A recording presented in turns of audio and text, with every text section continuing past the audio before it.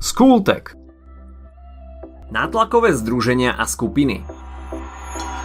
Nie všetci máme ambície priamo sa zapájať do politiky a vstupovať do politických strán. I napriek tomu však chcú mnohí z nás priniesť do spoločnosti zmenu, alebo sa postaviť za hodnoty, ktoré sú pre nás dôležité. Spraviť tak môžu aj bez toho, aby sa museli stať členmi politických strán. Okrem politických strán existujú aj mnohé neformálne združenia a hnutia, ktorých cieľom je vytvárať nepriamy alebo aj priamy tlak na politikov a spoločnosť s cieľom upozorniť na rôzne problémy v spoločnosti a docieliť ich nápravu. Sloboda je kľúčom k nezávislosti. No čo sloboda znamená pre teba? Štvorka ťa nebude obmedzovať. Sloboda pre mladých nie je len paušál. Sú to otvorené dvere do nového slobodného života. Tak daj záväzky bokom a prejdi do štvorky. Voľné minúty, SMS-ky a mobilné dáta dostaneš bez viazanosti. Všetko vyriešiš pohodlne na webe slobodapremladých.sk alebo v mobilnej appke Moja štvorka. Stačí, aby si mal potvrdenie o štúdiu. Tak na čo ešte čakáš? Tieto hnutia môžu fungovať na miestnej, regionálnej, národnej alebo aj medzinárodnej úrovni a môžu sa zameriavať na jednu alebo aj viacero záležitostí. Existujú dve hlavné skupiny týchto hnutí a skupín. Skúsite si tipnúť aké?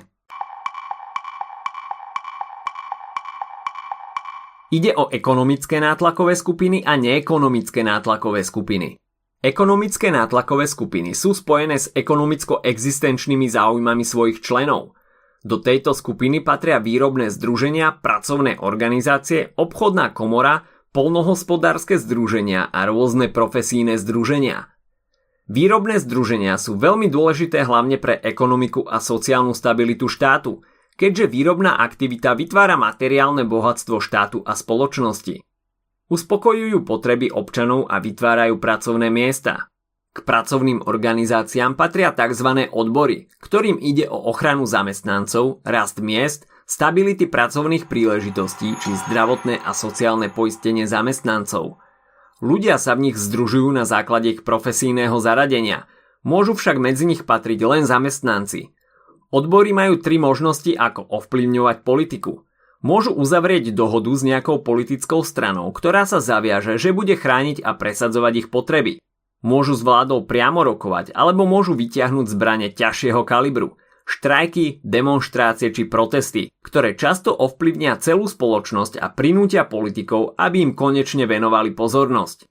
Na druhej strane sú tu zamestnávateľské organizácie, ktoré združujú zamestnávateľov a snažia sa o koordináciu vývoja zamestnanosti. Obchodná komora je veľmi podobná zamestnávateľským organizáciám a združuje podnikateľov a manažérov z obchodnej oblasti a snaží sa o presadzovanie podnikateľských záujmov. Poľnohospodárske združenia spájajú hlavne výrobcov z oblasti poľnohospodárskej produkcie. Štát ich môže chrániť napríklad vyrúbením vysokých ciel, garantovaním odberu či dotáciami do výroby. Ďalej sú tu profesijné združenia, ktoré si nemôžeme myliť s odbormi. Združujú ľudí rovnakej profesie, ktorí sa zaujímajú o kvalitu profesie, o jej vnímanie verejnosťou a o spoločné záujmy. V ich rámci funguje aj vymieňanie informácií a skúseností medzi členmi a vydávanie publikácií. Patrí medzi ne napríklad Slovenská lekárska komora. Tak to by sme mali ekonomické nátlakové skupiny. Teraz sa pozrieme na tie neekonomické, ktoré často nefungujú len v rámci hraníc štátu, ale fungujú medzinárodne, ako napríklad ľudskoprávna organizácia Amnesty International. Charakteristické sú tým, že dôvod na ich vznik sa nenachádza čisto v ekonomickej sfére a často vznikajú ako reakcie na hlbšie zakorenené problémy v spoločnosti, ako napríklad rasizmus či ekológia. Patria sem napríklad rôzne združenia na ochranu ľudských a občianskych práv, ktoré sa snažia nasmerovať ľudí k občianstvu, upozorňujú na porušovanie ľudských práv po celom svete a tvoria nátlak na vlády jednotlivých krajín, aby zamedzili takémuto porušovaniu. Snažia sa o prepustenie nespravodlivo obvinených a politických väzňov a robia osvetu o problémoch, o ktorých by ste sa inak možno nedozvedeli. Ďalej sem patria ekologické združenia ako napríklad Greenpeace či Slovenská občianska iniciatíva My sme les, ktoré sa starajú o ochranu prírody a jej zdrojov. Snažia sa upozorňovať na nelegálne výruby, ťažby či čierne skládky. Mierové združenia sa usilujú o riešenie konkrétnych konfliktov a pomáhajú ľuďom zasiahnutým vojnou. Rasové a etnické organizácie upozorňujú na potreby národnostných a rasových menšín. Ďalej sú tu náboženské organizácie, organizácie žien a mládeže, alebo aj združenia miest a obcí. Tak si to teda zopakujme.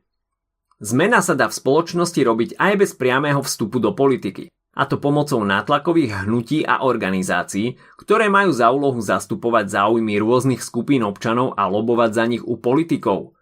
Tieto organizácie delíme na ekonomické a neekonomické, podľa toho, aký je ich konečný cieľ.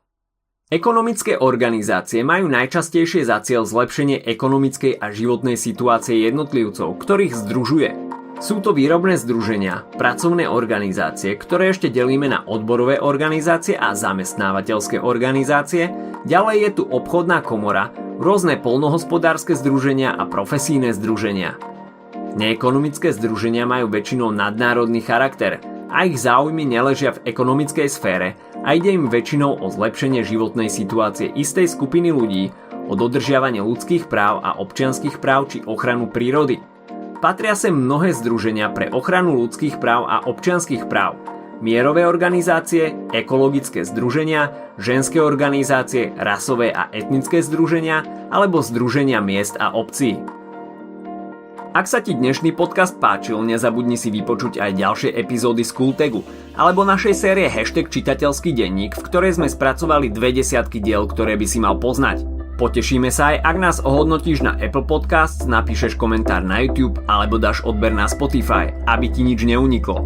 A nezabudni o nás povedať kamošom. Počujeme sa pri ďalšej časti z Kultegu.